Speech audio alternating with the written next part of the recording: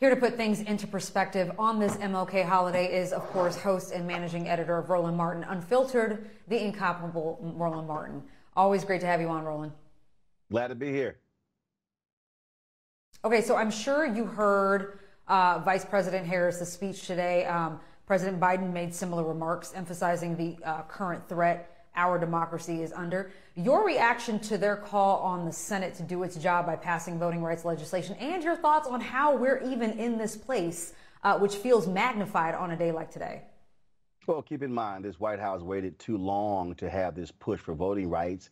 Folks were told to wait until the COVID relief bill, wait after the infrastructure bill, wait after Build Better, as opposed to not understanding that this was always going to be the issue. What people also have to understand is that when you have a fractured country, when you have a 50-50 split, one person can make a decision as to what they want to do. And frankly, you have gutless Democrats who are sitting here watching Republicans pass these laws all across the state. In that piece, Dale referenced 19 states. It's not 19, it's 34. Republicans control 31 state legislatures. You are literally seeing them pass voter suppression bills in places like New Hampshire, in Iowa, in places like that. And so we have to understand what is going on here. The Republicans are executing a white plan. They are appealing to white voters. They see what's going on, but they're appealing to older white voters. They are targeting young white voters. I keep telling activists, voting rights activists, you got to expand this thing beyond black and brown. They're targeting young white voters on major college campuses. And so we have to understand that Republicans right now control the U.S. Supreme Court. They want to cement power for the next 30 to 50 years. And so we have to realize what's going on here. And this is absolutely about power. It's about control. Well, while some voting rights and election law experts, Roland, have argued that there are other risks to our election process that neither voting bills fully address, what are the consequences of not passing any legislation?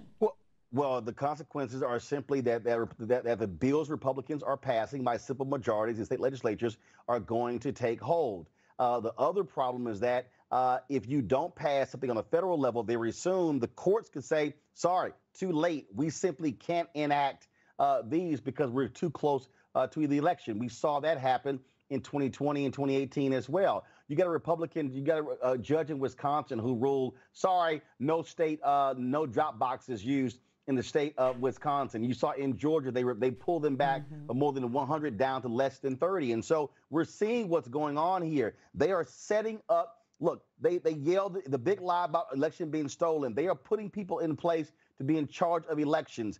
Trump and Steve Bannon, these folks are putting in their crazy, demented secretaries of state, people controlling the local election boards. They are going to use 2022 as the precursor, as the dry run to trying to shave thousands of ballots off in order for them to try to steal the election in 2024. That's what they're doing. And so we better understand what's at play here. They are not playing games on the right. They're not sitting here going, oh, let's play nice and play fair. No, they want to win. This is about naked power.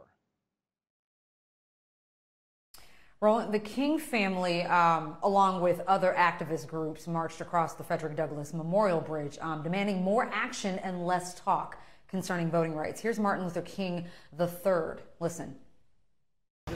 But today we are here for this march across the Frederick Douglass Bridge to say to the President and the United States Senate, you were successful with infrastructure, which is a great thing, but we need you to use that same energy to ensure that all Americans have the unencumbered right to vote. Yes, sir. Roland, you said it. I mean, it feels like the Biden administration is scrambling to fix something that they were well aware was broken long before now. Do you think voting rights was a priority for this administration, and where would we be today if it were? And this is not just the question of the Biden administration. This goes back much longer than that. This goes back, frankly, to President Barack Obama. Now, look, I know black folks don't like it when we critique President Barack Obama, but frankly, he was asleep at the wheel. Remember, all of this is happening is because he got elected. He gets elected in 2008. 2010, there was a midterm election where 16 state legislatures flipped. Republicans begin to pass voter ID laws. It was 2013 when you had the Shelby v. Holder decision and went to the Supreme Court where they gutted Section 4. Okay, these things were actually happening then. They were running the game plan then. Democrats were sitting here playing around. I was look, when Scalia died, I was advocating that President Barack Obama appoint a black woman. Mm-hmm. Look, the Republicans were never going to give them a hearing, but I was saying you got to put the pressure on to also rally the voters for 2016. They didn't do it. He picked Merrick Garland. Hell, we already had 105 white guys on the Supreme Court. Who the hell is going to fight for another one? And so Republicans were playing the game, the long game. Democrats were only focused on, let's win the presidency or the House and the Senate. No, look, Republicans understand it's the courts, because you can pass a law, absolutely, but if the courts then invalidate the law, then passing the law don't mean jack. And so that's why they held 100 of those appointments under President Barack Obama. And now what you have, Democrats, we don't want to get rid of the filibuster because what happens if they're in control? Guess what? Republicans right now are literally gerrymandering their way into potentially winning having a 15 to 20 seat majority before a single vote is cast, before the People Act and the John Lewis Act outlaws partisan gerrymandering. And so at some point, Democrats have got to sit here and stop playing the game of, let's play fair. They ain't playing fair. You trying to box with your hands, and they sitting here hitting you with a 2x4. And so they got to wake up. And so I dare say this here to folks who are watching, people who are listening. And I hear black folks saying, man, I ain't going to vote in 2022. You're guaranteeing them that they're going to win. Here's the deal. You got Ohio, Wisconsin, North Carolina, Florida. You have Pennsylvania, 5 U.S. Senate seats. You hold in Georgia and the other places. Democrats could potentially have a 55-45 lead in the Senate. Guess what? You now negate Manchin and Sinema. And so I get people who are saying, hey, man, look, we voted last time. But I'm trying to explain to everybody out there, the game plan they are about to run, if they control the House and they control the Senate, Stephen Breyer's 82 years old. If he steps down and they win the Senate, guess what? McConnell's not going to allow for a hearing of a Supreme Court justice. They're going to wait for 2024 to possibly have a 7-2 majority. And so they are playing a whole different game on the Republican side than Democrats are playing. Well, Roland, listen, I want to get your take on this because while fights like this wage on, last week news that Maya Angelou would become the first black woman on the U.S. quarter brought on this debate that this is yet another symbolic gesture that we are in the fight of our lives, essentially concerning more important issues like protecting the vote, reproductive rights, bills like Build Back Better, that we still get more symbolism and rhetoric without any real tangibles. I wanted you to weigh in. But people don't understand that has been in the works for a very long time. Okay, it's not like all of a sudden we woke up last week and they were like, hey, let's put Maya Angelou in the quarter. No, that's been in the works for a very long time. And so just like Harriet Tubman on a $20 bill, that was in the works. The Trump people kicked it back. Now the Biden people are trying to put it back on. But for all the people who keep saying, all we get is symbolism, then what are you doing? Then what are you doing? Not what LaTosha Brown is doing, not what Cliff Albright is doing, not what Reverend Barber and the Pope People's campaign doing. What are you doing? How are you challenging the people where you live, in your household, on your street, on your block, in your neighborhood, in your church, in your frat? How are you charging them? Understand what is happening here on the city, county, state, and federal level. And so there are people who are sitting here like, well, I don't know what we should do. Understand the importance of the state attorney general's race. Who's running for attorney general in your state? Keith Ellison made the difference in the case of the cop who was convicted, Derek Chauvin, of killing George Floyd. You got Kwame Raoul in Illinois. You got the attorney generals, the states who just sued Navient, who all of a sudden they're going to be giving up several $1 billion in student loans. Understand those races matter as well. And so we got to have folks who got to get in the game. We talk about King. Okay, guess what happened? Montgomery bus boycott? When did that happen? 55? 13 years. It was a 13-year fight. We've got to have this generation. They've got to step up and wake up and get in the game. It's too many people sitting their ass on Twitter and on Facebook and Instagram and Snapchat and TikTok posting stuff, but they're not being active participants in this democracy. They want somebody else to do all the work. That's not how it works. We need everybody in this game, Roland, because trust me, the other side is not playing. well, you brought up an interesting point, one that I was going to make after the break, about how people can actually step up and do their part. So, Roland, please stay with me. We'll talk more about the ongoing fight to protect the vote and the legacy of Dr. Martin Luther King Jr. Next time.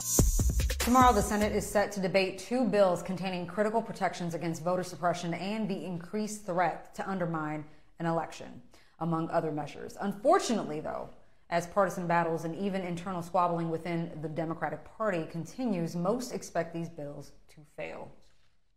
Still with me, Roland Martin, out from Washington tonight. Roland, people, especially Republicans, and we're going to focus on them since they, in large part, are opposing passing any voting rights bill.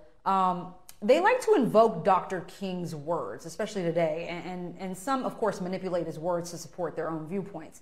What do you think Dr. King would make of where we are right now? Easy. He would simply say we've had progress, but there's more to do. It would also be challenging folks. First, let's just understand, America has turned Dr. King into a civil rights mascot as he's some kind of bobblehead. That's what they've done. Okay, and so you have all of these folks sitting here misquoting him, taking him out of context. Look, I got 7 volumes over there of the MLK papers from Stanford Institute. These fools haven't even read one of those. They haven't even read Beyond One Speech. So we're not dealing with people who have any understanding. The very people who are talking about praising him vote against Medicare expansion, which he support. Vote against, don't like the guaranteed income, which he support. Trash socialism, which he called himself a socialist. Okay, gave the military, they had no problem, including Democrats, with signing a massive defense bill that was far bigger than the Build Back Better plan. They had no problem. They didn't ask for a CBO estimate on the impact on the deficit. King talked about the military-industrial complex. And so we can go on and on and on. All of these people do not support the very things that he supported in his life. And so we just need to understand that, but let's also understand Dr. King also will be calling out a whole bunch of black people, a whole bunch of folks who are not engaged, who are not involved, who are not fully understand. And so, I mean, look, you talk about all the Republicans, let's just talk about, everybody talk about Sinema and as well as Manchin not supporting it. You're right. But there's 50 Republicans who didn't support it. You got the Alabama Republican Party tweeting and Senator Tommy Tuberville tweeting about, oh, Dr. King. Tuberville's so stupid, he didn't know what the hell the Voting Rights Act was. Okay? And so these folks voting against it. You got Marco Rubio tweeting, one of Florida Republicans. And so here's the question. Are African Americans, how are they challenging Rubio in Florida? You got Congressman Valdez running against him. If you black in North Carolina, what are you doing? Sherry Beasley, who lost in 2020 for the Supreme Court by 400 votes, she's running the Democratic nomination for the United States Senate because you have one of the folks there who's stepping down. What's going to happen there? What about the black folks in Wisconsin? You got Mandela, Lieutenant Governor, who's running there as well. Look, Pennsylvania, you got Malcolm Kenyatta, who's running there. But we can go all on the line. What I'm trying to say is, it's one thing to be pissed, but how are you now going to take your anger and use it as fuel to then begin to create change? And so that's what we have to do. Well, there's a whole bunch of us living in states where Republicans have voted against stuff. Black folks in South Carolina should be giving Senator Tim Scott hell, Lindsey Graham hell for how they are voting. See, even if you, look, I'm from Texas, all right? I wear Ted Cruz and John Cornyn's ass out. Call them, email them, tag them on social media, go to their town halls, get in their face saying, you represent me as well. We need a generation that's putting something on the line as opposed to only being comfortable being buck on social media. Nah, you go buck wild on social media, well then get in the game in the real life, because the laws they're passing impact every facet of our lives. There is no part of our lives. I don't care all this, oh, less government, get government out of our lives. You can't. Your birth certificate is a government document. Your marriage certificate is a government document. Your divorce decree is a government document, and your death certificate is a government document. Well, Roland, you were talking essentially the long-term goals, long-term plans for people to do their part. But what about midterm elections that are coming up? We obviously can't wait on lawmakers to do their job, so we have to do the work that they refuse to do. So how do we ensure, especially black and brown folks, how do we ensure that our vote counts at the ballot box? First and foremost, you got to understand who's giving out when it comes to money. All right. So a lot of people, a lot of folks, I totally understand people who are giving money to Senator Warnock's campaign in Georgia. You got to protect your ground, protect the seats right now of the folks who are voting for you, which also means that we got to just be real honest here. You not get black folks who hit me up all the time. Roland, you sitting there always trying to get us to vote Democrat. No, I'm trying to get you to vote black. See, this is real simple. It's two parties, Democrat and Republican. So you got to decide who are the folk who are likely going to vote for the things that I care about. See, remove DNR. What are they going to vote for? Now, if there's a Democrat who is going to vote how I want 70% of the time, am I going to sit here and say, well, I need 100 before I vote? Because the Republicans going to vote for my way 0% of the time. So I got 70, I got 0. I got a better shot of kicking you behind and wearing you out on the other 30 than I got to get this person to even 10%. See, so I've got to make political calculations. And so I am not a Democrat. I've never self-identified as a Democrat, but I am smart enough to say, who is willing to support the thing that I want? Black folks out here yelling reparations. Show me one Republican on the House side or the Senate side who signed on the H.R. 40. I'll wait. See, we got to be honest about what's going on here. You can't get what you want unless there are people in place who are likely going to vote the way you want. That's how politics goes. And so I've got to figure that out. And so if you're looking to gear to elections, support Sherry Beasley in North Carolina. Okay, she has to get over. Support Val Demings in Florida. Support Warnock in Georgia. And so we've got to understand that. But that's federal elections. We got to pay attention. Who's state representative? Who's state senator? Who's the governor? Who's the county commissioner? Who's on the city council? Who's the DA? Who's the sheriff? Who's the constable? We have got to be so fully engaged to understand that that's how politics work in terms of being able to control the dollars, control the legislative policy. That's how this works. We can't just say, my person didn't win the U.S. Senate, I'm out. No. It's all those races down ballot. And I go back to it again. Without Keith Ellison being the attorney general in Minnesota, you don't get the prosecution team that put away Derek Chauvin. You don't get them. You don't get the team that put away Kim Potter. That's what we have to understand. Host and managing editor of Roland Martin Unfiltered and the bringer of funk, always. Roland Martin, thank you so much, bro. Thanks so much.